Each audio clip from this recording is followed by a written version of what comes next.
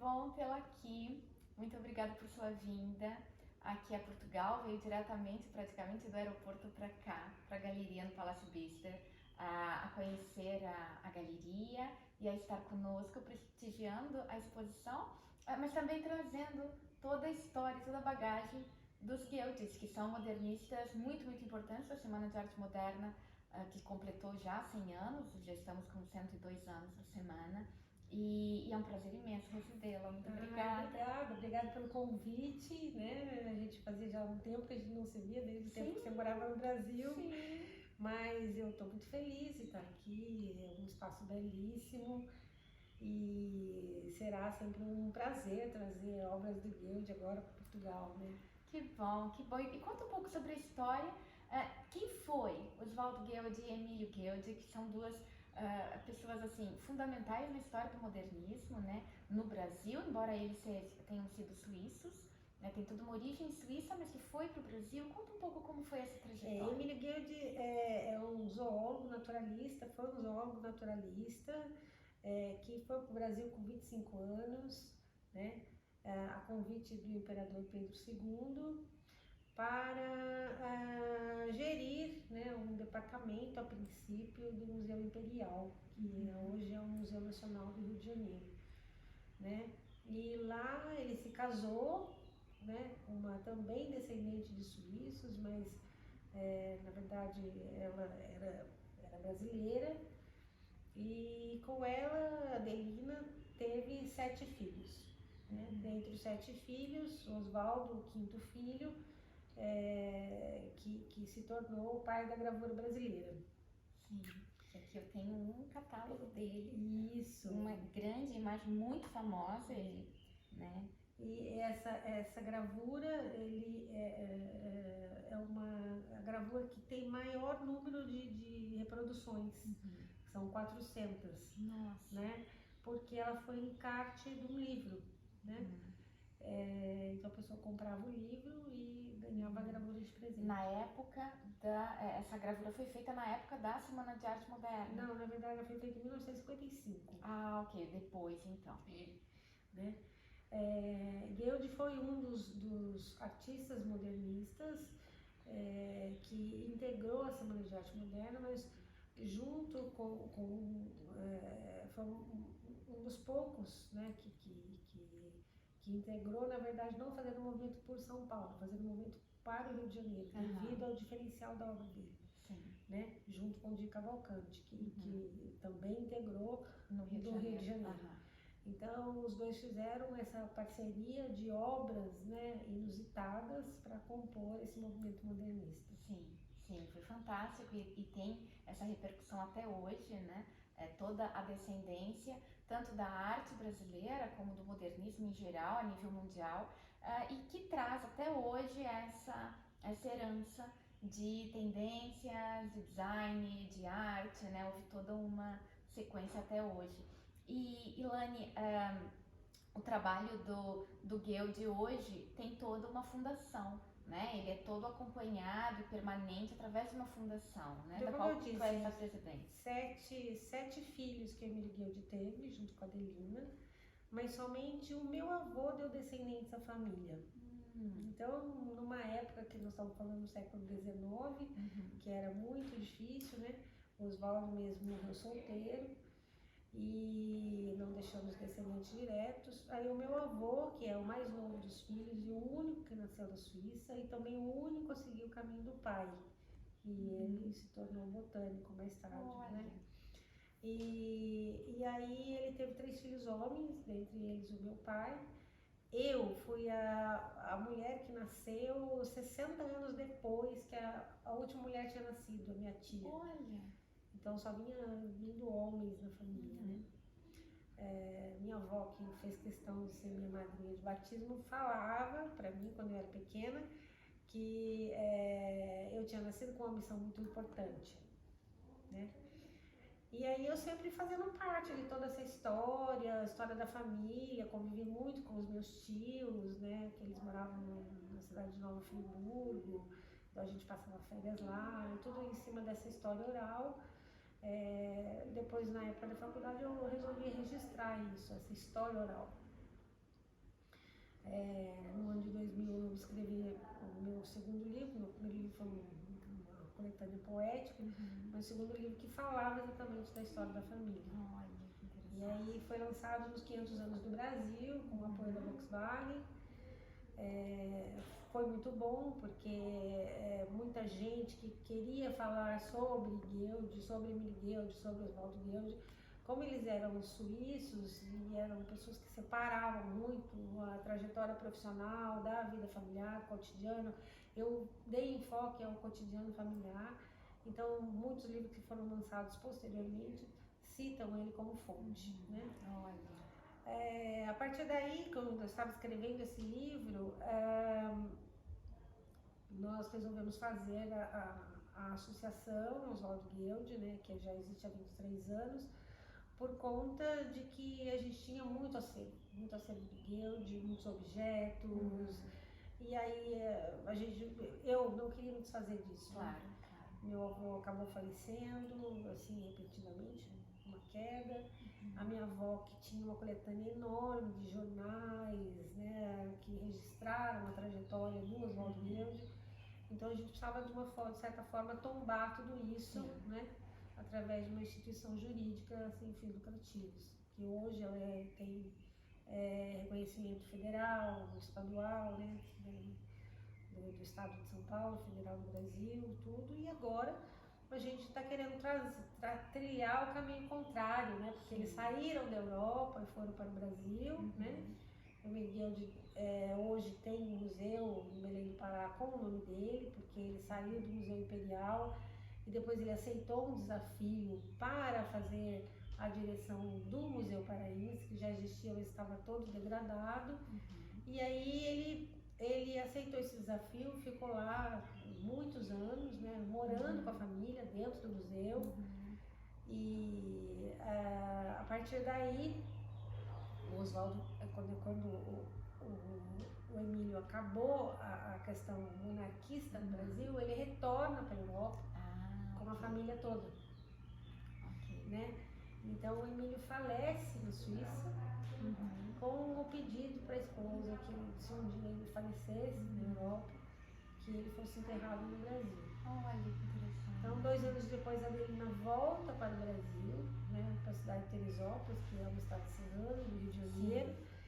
Ele volta para Teresópolis com as cinzas do marido para ser enterrado no Rio de Janeiro. Com isso, os filhos que viveram muitos anos na Europa, mais de 20 anos na Europa, têm que se adaptar à nova realidade, né? E cada um vai trabalhar numa área, enfim, né? As mulheres não se casam, acabam ficando sempre fazendo serviços, né, domésticos, tal, na fazenda. E o Guild resolve seguir o caminho dele dentro da gravura. Eu falo que foi um caminho assim, bastante solitário, porque a gravura era considerada uma arte menor, né? Então não dava para viver da gravura. E ele trabalhava como ilustrador. Então, como ilustrador em diversas editoras, fazendo ilustrações para diversos escritores, né? Então, fez para muitos, Carlos Drummond de Andrade, e as pessoas que iam fazendo, Ferreira Goulart, que iam fazendo, escreviam para jornais, periódicos ou mesmo livros, pediam para ele fazer um desenho, pediam para ele fazer uma gravura, para ele fazer a ilustração, né? Hoje a Associação Guild ela já tem todas essas obras catalogadas. Nosso propósito foi fazer exposições, né?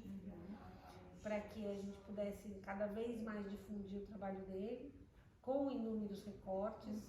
Então, um dos recortes que nós fizemos uma exposição linda foi a Guild Dostoiévski, que ele demorou 2 anos e meio para ilustrar 4 livros, né? Dostoiévski. E são 94 obras. E é belíssima, uma obra belíssima. E quase ninguém conhecia isso de forma...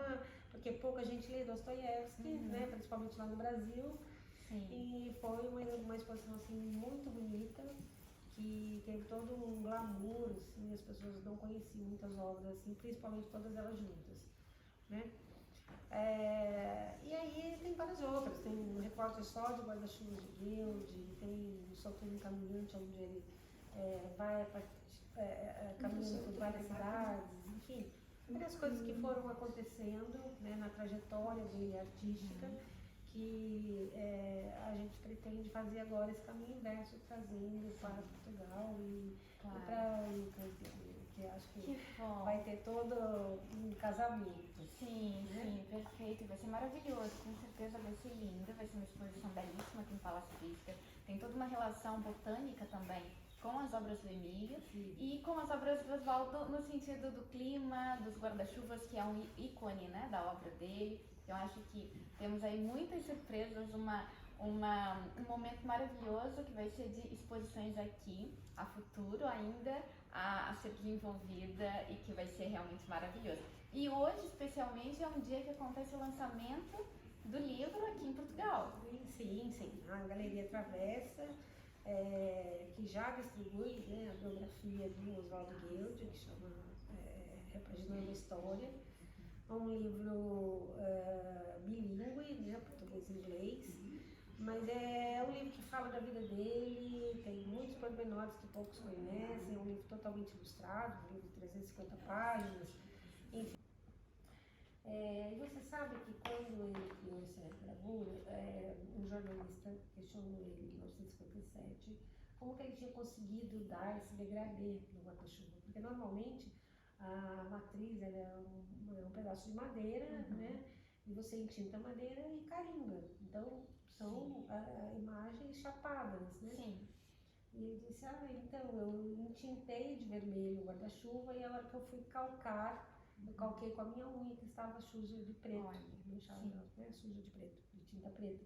E aí eu comecei a fazer isso propositalmente. Então deu esse efeito aí, porque as ferramentas ele mesmo confeccionava, né?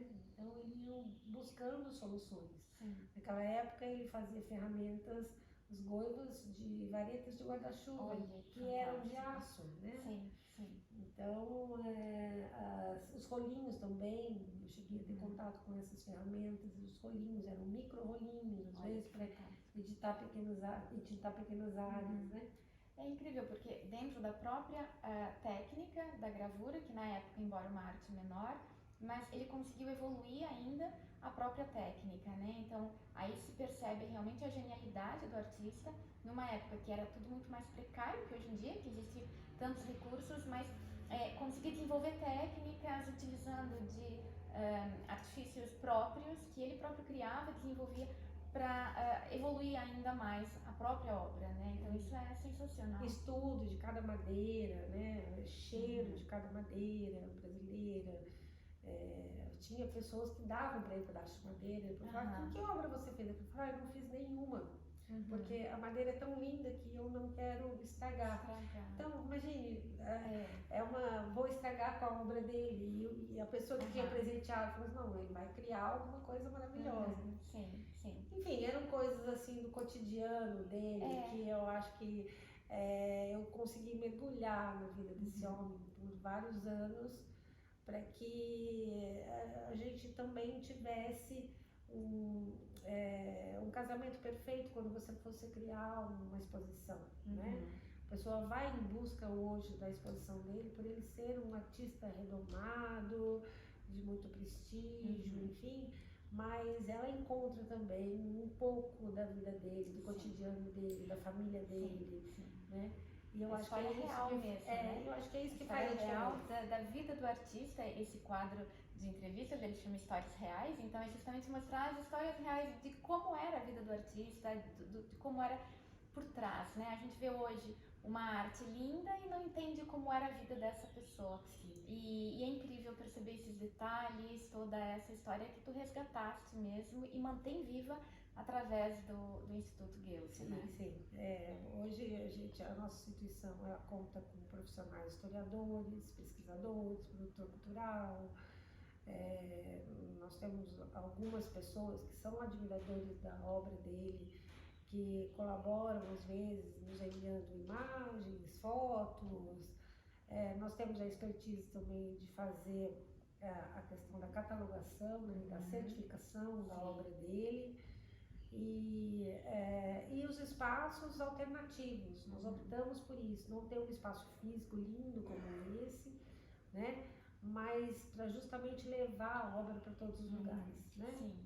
Então, nós temos sim uma reserva técnica, evidentemente, mas nós temos um espaço positivo, né?